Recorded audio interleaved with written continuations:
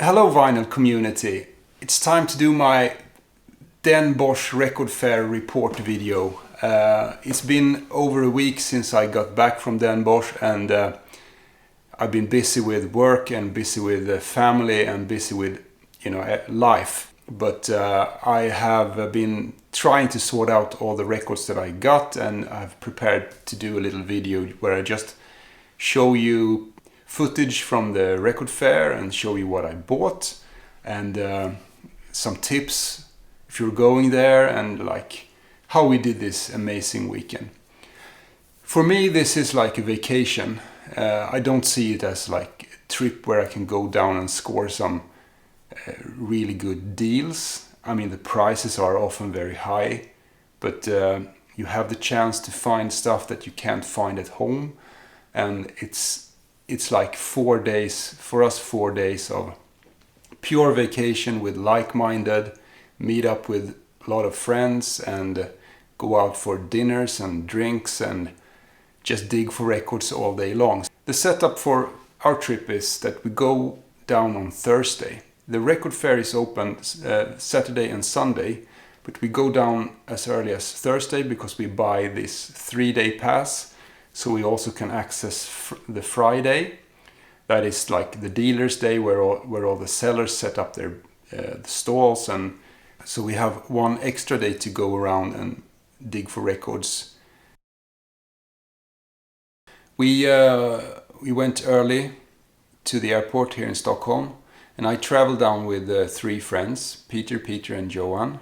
Long-time friends. We have been to Utrecht before, and at the airport I also meet up with Stunty because he was on the same plane and we have been chatted before. So we met up there and like shared each other's want lists and talked about the setup for the trip and gave each other tips how to like help each other find the records that you want, because it's a good thing to help each other when you're down there because it's so big. Anyway, we travel down, and from Amsterdam we take the train to Den Bosch, but on the way to Den Bosch we actually took a quick stop in Utrecht for lunch. And Utrecht is a town where they used to have the big record fair. So on Thursday in Utrecht there's a record market outside on a square. So we always go there to dig some records the day before the fair opens. And also we had a lovely lunch there. It's like an old church that they have rebuilt into a bar and restaurant. So we went there for lunch. Stunty went out digging for records. He skipped the lunch. And we also was joined by Steve from the UK, a collecting friend of Stunty, who we met up at the airport in Amsterdam. So he joined us for lunch. Really nice bloke. He is called the Nugget. He's a big snooker player apparently, and famous in the UK for that. And he was a really friendly guy, and he told us some crazy stories at lunch there. Among others, he told us about the Canterbury scene, how it all started when David Allen from Gong came to Canterbury in the late 60s, I guess, and he had 3,000 tablets of LSD with him. And when he came there, the Canterbury scene kind of started from that. I don't know if it's true, but it's a great story from Steve. Yeah. So we had lunch, and then we went out to dig for some records, and I actually found a few records on the record market there. So the first one I picked up was this one, Pavement 10-inch Perfect Sound Forever EP that came out in 1990 on Drag City. This is their first release after their privately pressed 7-inch that they did before this. A US original. I also picked up this, Sensations Fix, Visions Fugitives. This is an Italian band, was released in '77, and they're quite electronic, quite krautrock style of music, home recorded, I guess. And this is their release, the second or third release, I think, that came out in the US on All Ears Records.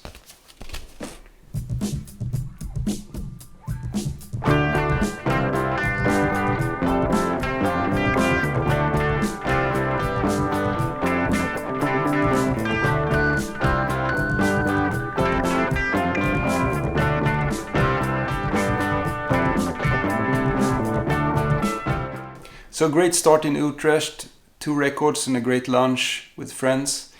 Then we jumped on the train and headed for Den Bosch to check in at our Airbnb apartment. Really lovely apartment, 2 bedrooms upstairs and a living room, kitchen downstairs. It was located right in the middle of Den Bosch, close to all the restaurants and close to the center of the town. It was, I guess, around 30 minutes walk to the record fair from our apartment, but so actually quite good to get a morning walk before you get to this fair. Yeah, after we have checked in, we went to the Unofficial meetup at a hotel in Den Bosch. The day before the record fair, there's always this meetup at the hotel lobby.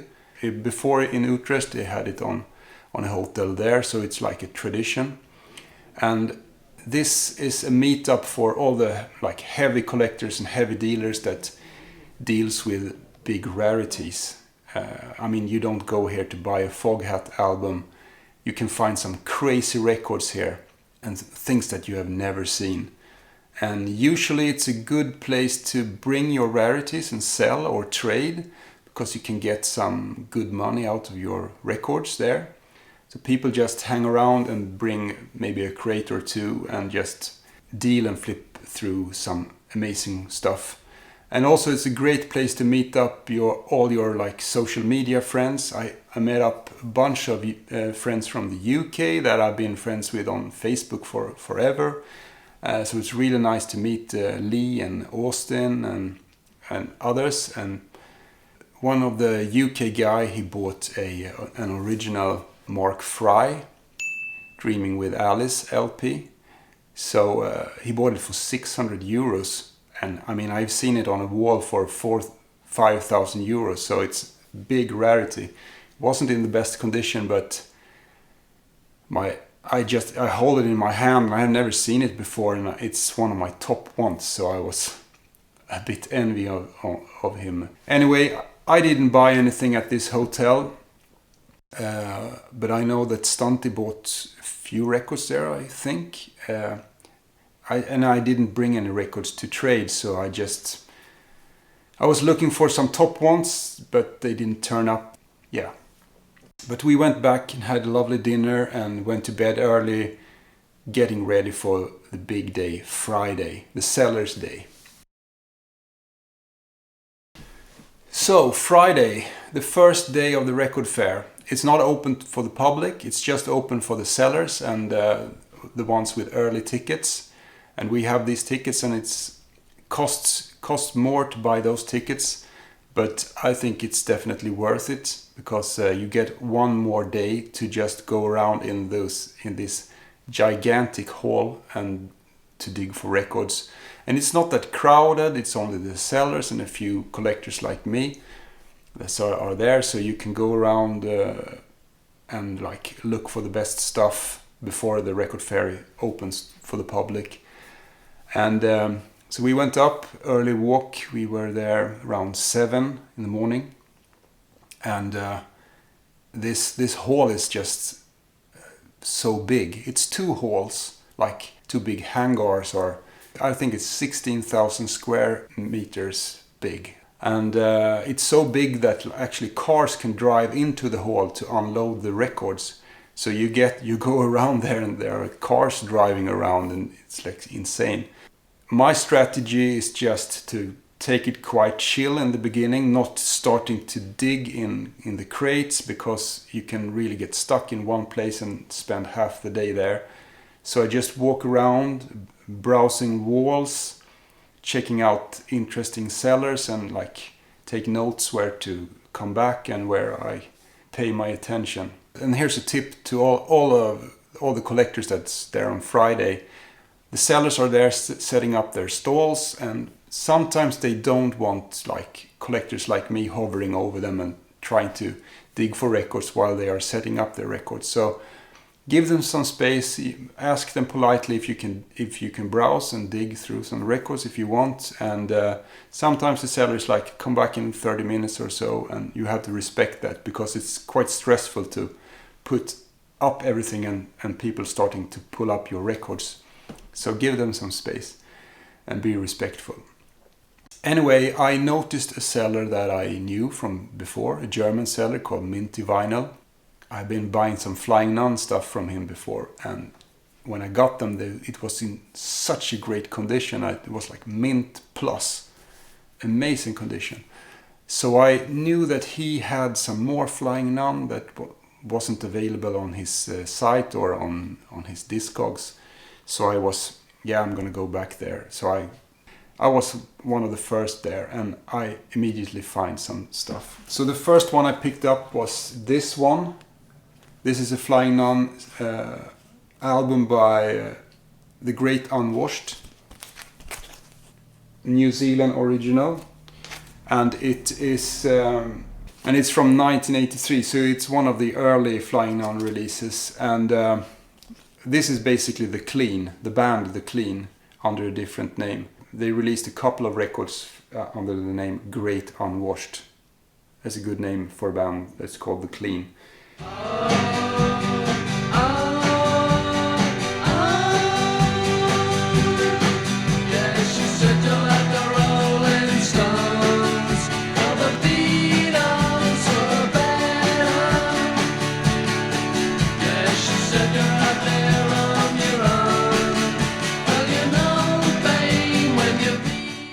And he also had this single by The Clean, Getting Older, Flying Nun original from '82. It's their second 7-inch single.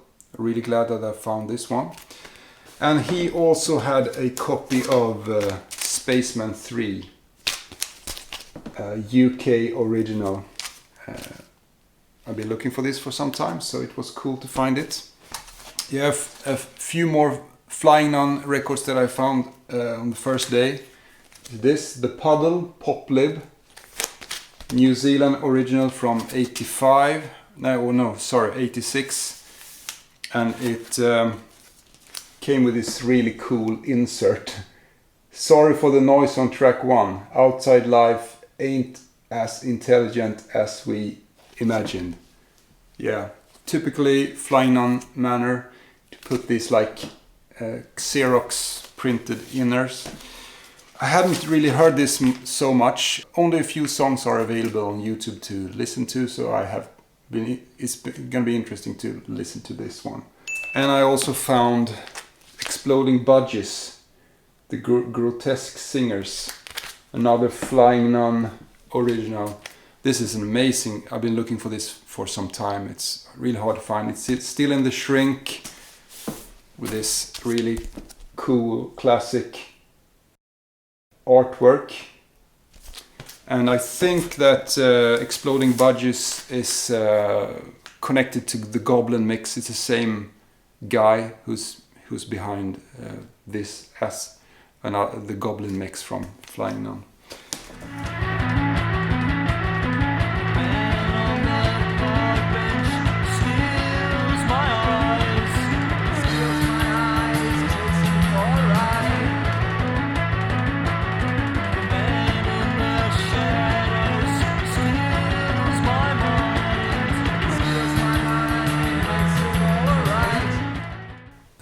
My search for Flying Nun were really paying off. To continue with the Flying Nun stuff that I found the first day, I also found this Doledrum 7-inch by the Chills. This is their third 7-inch single from 84, maybe. A New Zealand original. Cool one. Picked up a US original of Alien Lanes on Matador. What a classic! I've been looking for this forever. I also picked up this one, the Zounds Can't Cheat Karma, a 1980 release where they had like records inside here, stapled inside. Came with a poster, this, and I love this song, Can't Cheat Karma. I normally don't buy like punk stuff on this label, but this song is an exception. I think it's really great. Can't Cheat Karma by the Zounds. Post-punk stuff from 1980, and also to find it in this condition with the poster and everything, couldn't resist it. A, B, C, D, paranoia's killing me. I'm dying on me aching feet, what a way to go. Roll up, people always stroll up. So why don't you grow up? No, thank you. Big cats, small cats, some cats are fat cats. Those cats are bad cats, what we gonna do? There's an awful lot of people in the world today. Crooked Rain, Pavement, 1994. This is a UK original. Also, I was walking around looking at the walls and I saw a big rarity. I already have this record, but I saw the price tag. It was really cheap for this record, and it's this one. This is Earth and Fire with this amazing cover art by Roger Dean. It's a gatefold. You can see the band inside here. And if you look here, it's like a gimmick cover, so you can see it's hollow. You can see through here. And if you look inside here, let's see if we can show this. Can you see? There you can see. Girl inside here. You can see her inside this hole right here. So, of course, designed by Roger Dean. This is probably my favorite album cover from that era, and it was released on UK Nepenthe. And this was, I couldn't resist it because it was like a third of the median price on Discogs. It's a Dutch band, but this is the UK pressing.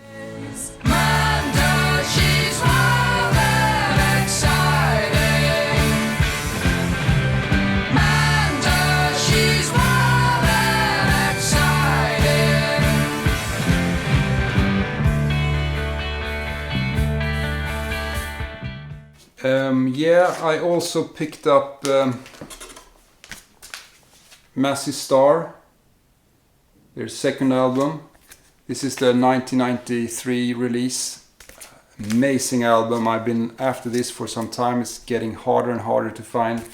This is the UK original, and it's brilliant mint condition. It has like a price sticker up here, but I think I can remove it from the cover. It has a date stamp on the price sticker. It says January 1994, so it's from back in the days. And really glad that I found this one. Yeah, so what else can I say about Friday? I mean, I went through a lot of sellers there, but yeah, it was quite expensive. The good stuff was priced really high, but you could do bargains. And my friend bought an original Skip Spence ore for €50. That's a bargain. And so you could find some bargains, but the good stuff in mint condition was priced really high, often higher than the Discogs' highest. That was what I found the first day on Friday. Amazing day. I was so happy when I got home with all these records. And the setup that we do is that we go to the record fair early in the morning, and then everyone is like spread out, and everyone is digging by themselves, and sometimes we meet up, sometimes you text each other if I find something that I know my friend is interested in, I send him a text, and we like send messages to each other and get each other tips. Check out this stall, do you want this record, and send some pictures. And so we really help each other to find the stuff that we're looking for. In the afternoon, when we feel done for the day, we go back to the apartment, and we meet up there for some like after record fair meetup. It's just we have a few beers and show each other what records we bought, and talk about the fair, and talk about things that we had done during the day. kick back and like talk about records and have a few drinks before we go out for dinner. And my friend, he had booked all the restaurants before we went down there, so it was like amazing. He had found some really cool places. So we went out for dinner, had a few drinks and went to bed early. That's the days, was like record fair from early in the morning. We had this after record fair meetup, then we went out for dinner and go to bed early. We didn't do like stunty and go out partying every night and like getting to the record fair still wasted from the day before. I couldn't do that. I'm too old for this, but they seem to have had a really good time as well doing that. Anyway, we were fresh up in the morning and it was Saturday. Yeah, so Saturday was more of a slow day for me. I have spent so much money on Friday, so I just took it easy and walked around and tried to spot some interesting records that were maybe priced a little bit too high, that I can go back on Sunday and try to deal with, because Sunday is the best day to make deals. Sellers often have discounts like 20% or sometimes 50%, or so you could do some great deals on Sunday. But of course I found a few records. And since we have this dealer's pass, we get in early in the morning before it's open to the public. So we were there at 7 a.m. And some sellers set up their stalls on Saturday. They didn't do it on Friday. So a few new sellers were there, and I walked past a really friendly UK seller who was setting up his records.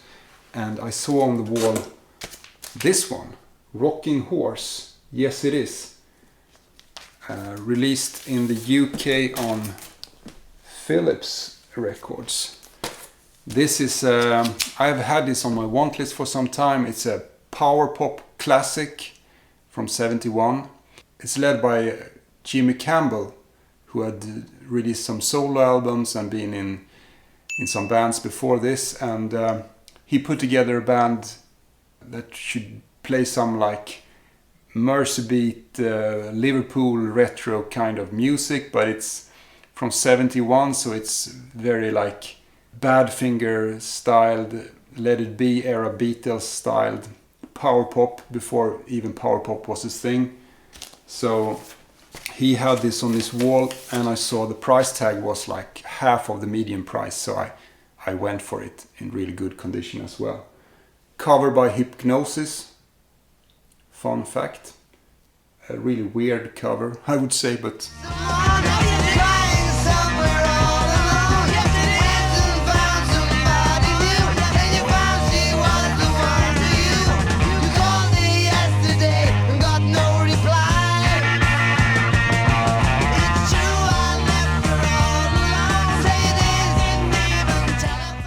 later that day I picked up this one, Fallen Angels.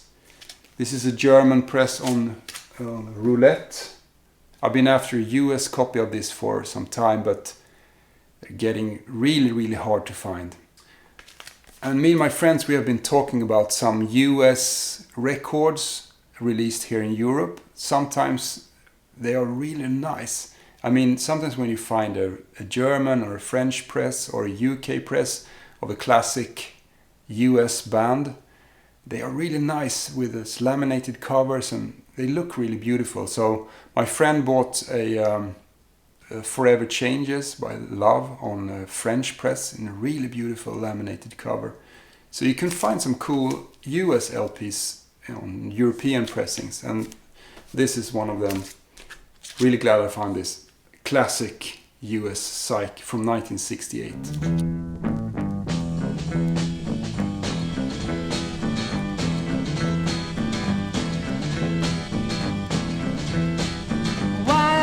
Patterns, the world's making me a mess.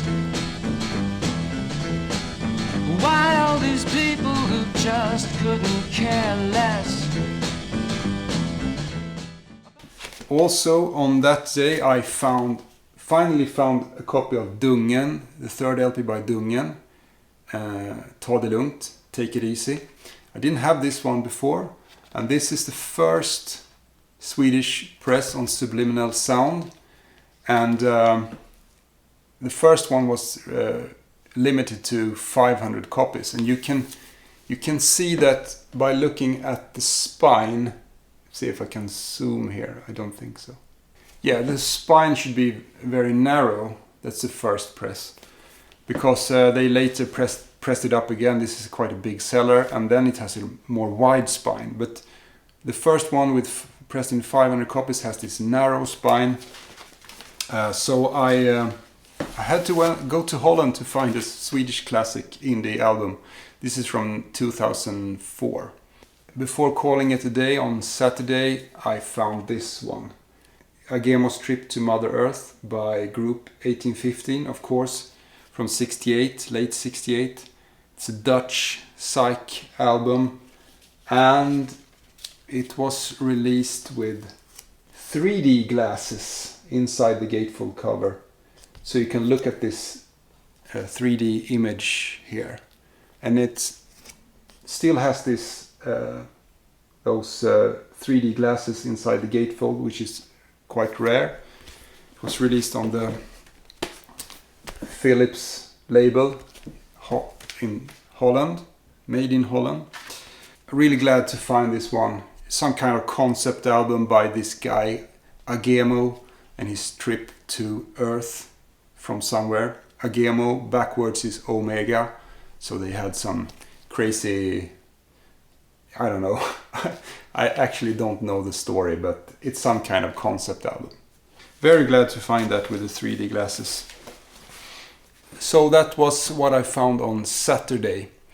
So we went back to the place, same routine. We had this after record fair meetup with a few drinks, then we went out to dinner and back to sleep, getting ready for Sunday. Sunday morning we went up really early and went to the fair again last day.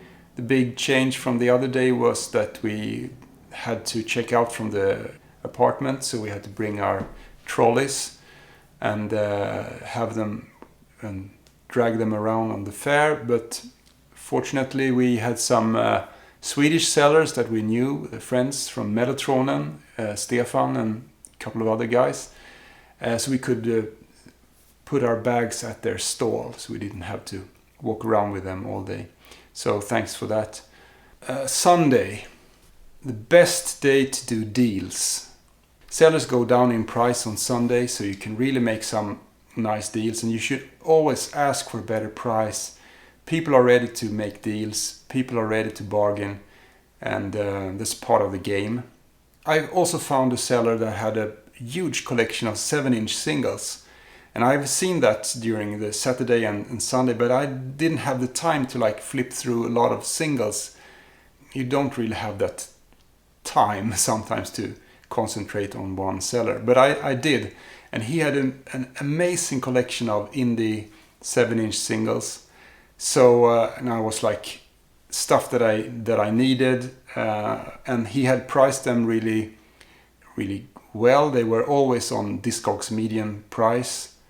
But they were in mint condition. I don't know where he got this collection, but they were flawless. So I'm gonna go through the singles that I found there.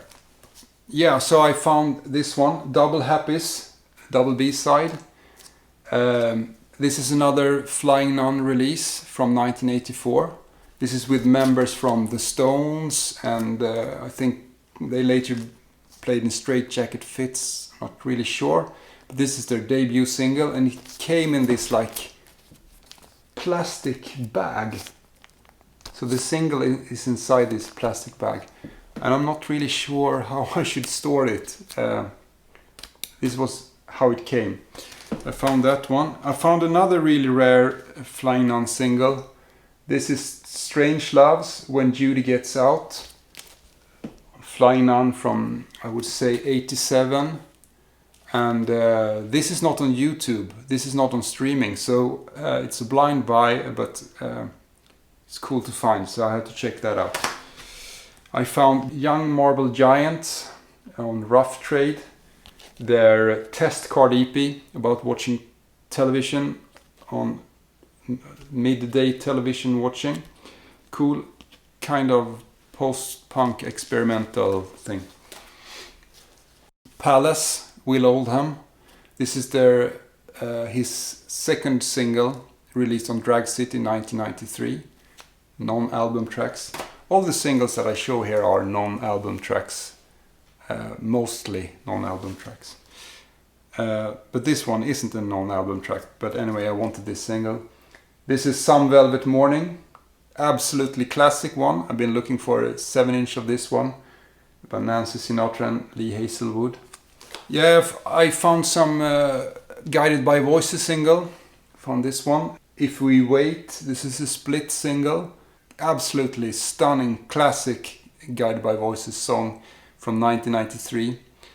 This was later re-released in 1996 on their Starfish EP or whatever, LP or whatever that is. But this is original from 93. I also picked up this Tiger Bomb EP with a few re-recorded songs from their Alien Lanes album and a couple of non-album tracks. Cool to have. I found an Elephant 6, the music tape. Haven't heard this one, just sampled it quickly and it sounded very, very lo-fi. Sound like Daniel Johnson's tapes from the 80s or something. Have to check this out. But everything on Elephant 6 is always interesting. I picked up Alex Chilton, Singer Not the Song. This is his 1977 EP with recordings from 75. This is like the missing link between Big Star's third and his first solo album, Flies on Sherbet, that I really like. Many people don't like that album, but I think it's really cool. We have some classic Alex Chilton here, Free Again, All of the Time, a couple of stuff that really could have been on a Big Star album. Cool to have that one. Green Pajamas, Kim the Waitress, some kind of Paisley Underground US band. Great song. I found Robert Wyatt, At Last I'm Free, on Rough Trade. His amazing cover of the Chick, the Disco Chick song. And last but not least, I found The Lines, On the Air. Killer post-punk single from 79, UK band. Really good song. So, a great bunch of 7-inch that I got there on the Sunday. And a few LPs that I picked up. I picked up Yola Tango, Painful. This is the release on Matador from 93. An absolutely fantastic LP. I found a still sealed copy of Elevator to Hell, their first LP. This is Rick White, who was in Eric's Trip before, and it's released on Sub Pop.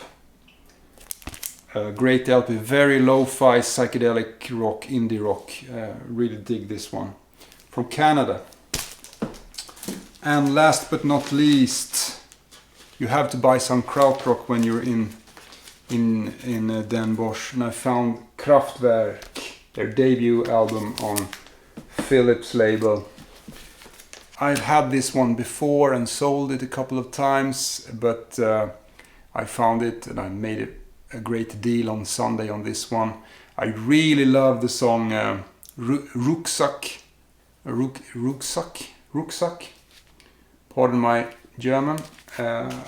When you're in Den Bosch, always pick up some krautrock as well. Yeah, so that was what I found, and that was how the trip was. It was an amazing weekend. Had so much fun. A lot of meetups as well. Long-time friends on social media, and I also met up with some VC folks. I said hi to Lance from Permanent Records. I met up with Jonas, Sublime Media. I have never met him before, even though he's from Sweden. And I also met up with the French vinyl addict who was there. Nice to say hi to him. And I met up with Thomas from Denmark, I think. And probably a few more that I don't remember right now. So yeah, it was an absolutely amazing trip, and I'm really looking forward to do it again. Next fair is in April. I don't think I will go on April. I think we will go on next November. Mainly because it's a bit too much to do this trip twice a year. You have to save up some money, and so we will go back next November, I guess. And if you're going there, don't hesitate to contact me, and we can meet up and just say hi. It's always nice to do that with other VC members or other collectors. I can highly recommend going to Den Bosch. It was, the best weekend, and we had so much fun. I found so many records. I'm so glad that I found. Let me know what you think of my stuff that I got. Please put down a comment. Are you going to Den Bosch? I'd love to hear from you what you think about this. Anyway, thanks so much for tuning in to this long video about my trip to Den Bosch. It was the best weekend, and I will do it next year again. And until next time, peace and love. Be sure to subscribe,